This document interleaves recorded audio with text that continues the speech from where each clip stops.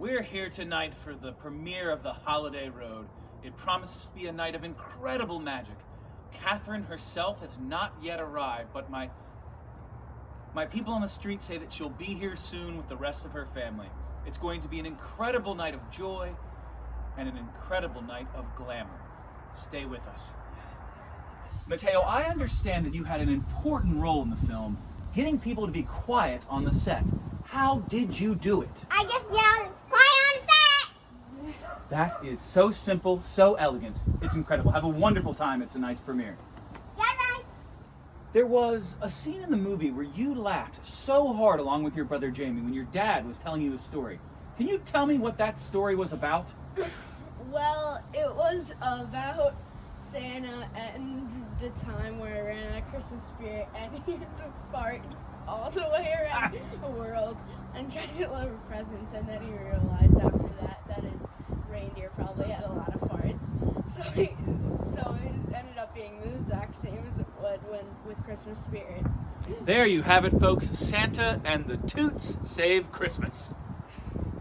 And what was it like filling the legendary shoes of Macaulay Culkin as Kevin McAllister in this film? Well, I felt pretty nervous at the start, but once I realized I got to prank my dad and all, and on Scream Sunday, I felt a little bit better about it.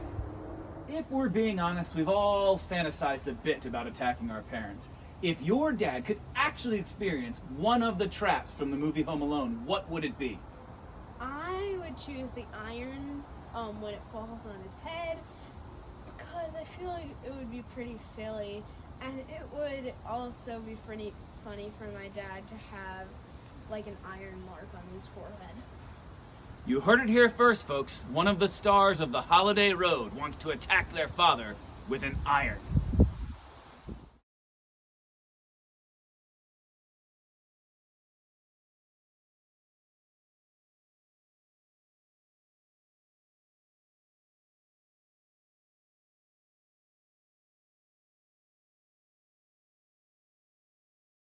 Catherine, it's so wonderful to see you on the red carpet tonight, on this incredibly special evening for the premiere of The Holiday Road.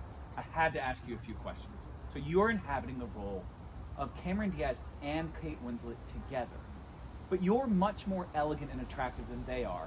And I wondered how you managed to pull that back to inhabit the roles that they played. It was just such a wonderful team effort with all of the cast. I'm very lucky. I understand from reading some news clippings that this was the most physically demanding role of your life. How did you prepare yourself to run from Figure 8 Island in North Carolina all the way to Beverly, New Jersey? Well, it was really strenuous. I really watched a lot of Forrest Gump movies to help. An American classic, not unlike yourself. One of the things you had to tap into in this role was feeling intense frustration towards your husband and your children.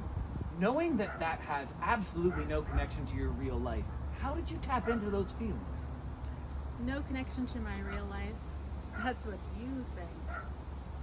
What does this night mean to you as you spend it with your family? It's just really special to be with them and celebrate tonight. I think if this pandemic has taught us anything, it's that being with your family for a long period of time in enclosed spaces is really wonderful.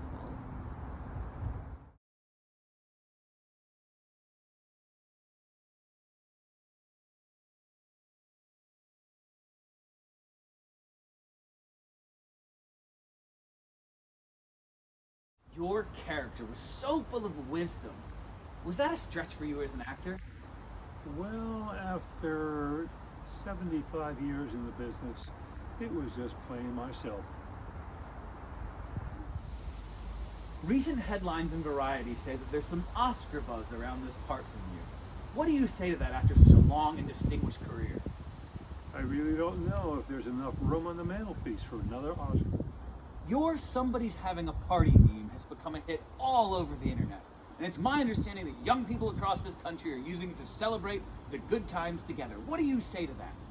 But of course, darling, young people have been admiring me for decades. Party on, party on. Here we are, Maria Fernandez from Univision. So tell me, how was acting with Katherine Coleman? Honestly, it was overwhelming a lot of the time. Like, the emotions were incredibly intense because you realize you're sort of like on the screen with a legend. And so I actually watched Sophie's Choice, and I watched a lot of Meryl Streep movies just to see how did people interact when they kind of felt that shock and awe of standing across from one of the world's greatest actors. And I really found inspiration from that. And then I also rewatched again and again the scene where Leo in Titanic gets sort of pushed off the door. That really helped me as well to kind of tap into my inner emotions. Okay. Thank you very much.